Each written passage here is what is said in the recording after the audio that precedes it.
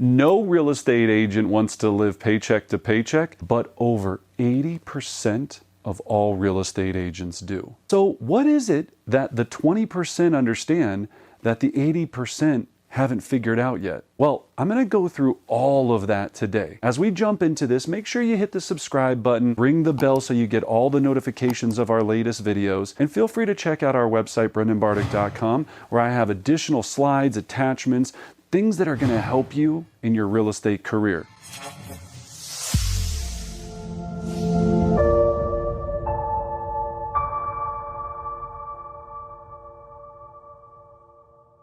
So let's jump in. We want to talk about financial freedom. So I'm going to give you a very simple, easy to use budget that's going to help you understand where your money should be going, how you should be investing it. I get questions all the time. So Brendan, how much should I spend on marketing? Brendan, how much should I be putting away for this? How much should I be doing for that? Well, here's a very simple step-by-step guide that I go to make sure that your budget, and I hate that word. I have to admit, I'm one of those people that I'm like, budget, smudge it. Like, I'll just make more money. And I used to do this for a long time. I thought I could just, make a ton of money, not have to worry about expenses. That's the wrong answer. Very early on, I realized that if I can structure this correctly and learn the systems in place, that I can do so much more, work less, have a better quality of life. And the biggest thing, take away that anxiety. Right? That paycheck to paycheck anxiety of just going, oh my gosh, I don't want any of you out there to ever have to feel that ever again. And if you're already in a really good financial position, then maybe this will help you just understand a few things that you weren't thinking about to make it even better. So let's jump in. So we're going to talk about a very simple budget here. Now, I started up here with a $10,000 happy, smiley commission check. So I'm going to show you how to do this check to check, and then I'm going to show you what you should be doing as far as an entire yearly budget.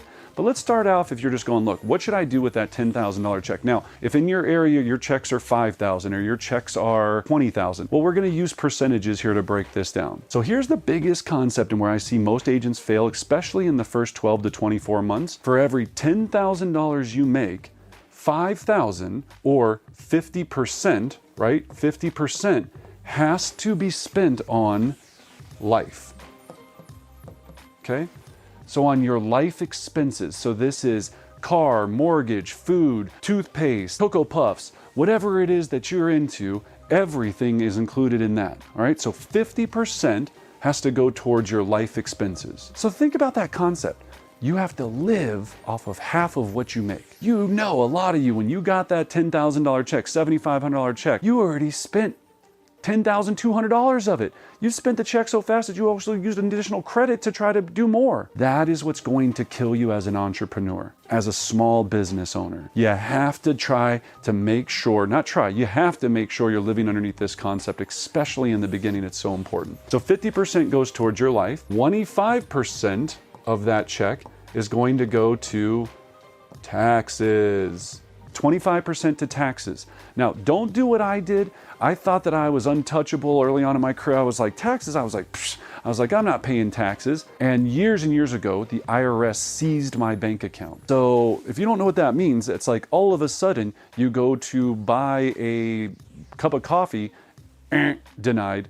You go to the ATM at the time, this was old school ATMs, where I used to use ATMs, tried to get out money, denied. They lock your accounts. Yeah, the government has the ability to do that and seize your bank accounts. That wasn't good. I was living in a beautiful high-rise downtown. I was making tons of money, just wasn't having a financial plan that made sense to me, and I wasn't paying my quarterly taxes. I didn't have my LLC structured. I wasn't paying myself. A whole variety of things, that lessons learned. And I remember I had to get on. The funniest part about the whole story, the IRS building was directly across from this beautiful high-rise that I lived in downtown. So I had to get in the elevator, go down the elevator, go across the street, get on the elevator up to the IRS floor, take my little ticket, sit in line, wait. And then I had to sit there for about an hour and a half till they would call my number. And then I had to write them a check for $98,000 for back due taxes for them to unseize my bank account. So don't do what I did. Make sure, as painful as it may be, to factor in enough for taxes. All right, now that's the simple part. Now the next piece, $1,000 or 10% of that paycheck, right? So 10% is going to go to marketing. Okay, so we want this to go to marketing. So this is going to be investing in your future business. So business cards, brochures, your listing presentation. Make sure you're focusing on your listing presentation, your buyer consultation, your website, all of these things, marketing. Now, you could have lead spend in there maybe, perhaps, but again, marketing in that budget. All right, now, the remaining 1,500, this 5, 5, and 5, I call it the triple 5, right? When I'm looking at this triple 5, here's what I'm looking for, okay? $500 of that, I'm going to put back into, well, again, 5% is going to go back into image. And man, people get so up in my wazoo about this term. Image means yourself. Your clothes, your shoes, your suits, your teeth, your hair, your face, everything. We have to remember, you are now a walking billboard for your business. Every single person judges you on every single thing you do. This could be manicure, pedicure, the watch you wear, the purse you have. But Brendan, people like me because of me. That's probably true. I'm sure you're very likable, but they also like a very great version of you. We should always be trying to do that. This could be personal trainer. Some of us might be getting a little, bigger than we need to be. Some of us might be getting so unhealthy that, we don't have the stamina to make our phone calls anymore. I call this investing in me. Or, as my good friends on Parks and Rec call it, treat yourself, right? Just go ahead and treat yourself, right? That's what we're trying to do to make sure that the public sees you in the best light and that you have the stamina to make this long game. With this remainder 500 and 500, two things we want to focus on, okay? We want to take 5% and we want to save it. And we want to take the last 5% and we want to invest it.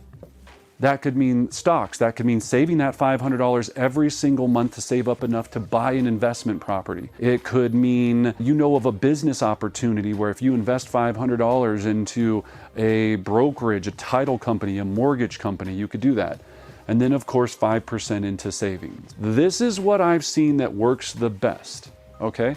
Again, you're going to be putting taxes, marketing, image, save, and invest. That covers most of the gambits when you're looking at just how to spend on a $10,000 commission check. Now, as your business grows and scales, just like I have a large real estate team and a brokerage and all of these things, well, then what we're going to be talking about is, and what we teach in our advanced coaching series, is we're going to be talking about forecasting, budgets, P&Ls, much bigger factor topics, but this suffices for almost up to probably 25 transactions a year. And you could even think about it even further than that if you wanted to. You could use these percentages. If you were making 100 grand a month, you could do the same exact thing here and be very successful. Now, the difference in this situation that you would have is that you would have a much bigger marketing cost and you would be paying yourself. We'll be talking about all of those different things in the advanced series, but I wanted to give everyone just a very simple concept to understand.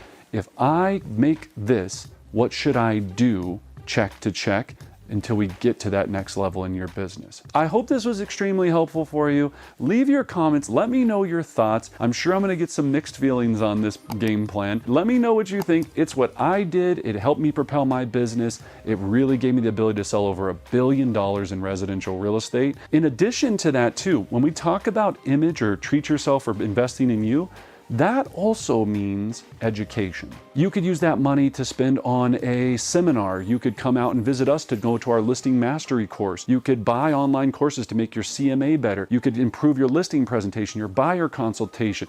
All of these things, right, is what you're going to be looking at when you're thinking about, hey, am I investing in me? Am I improving myself?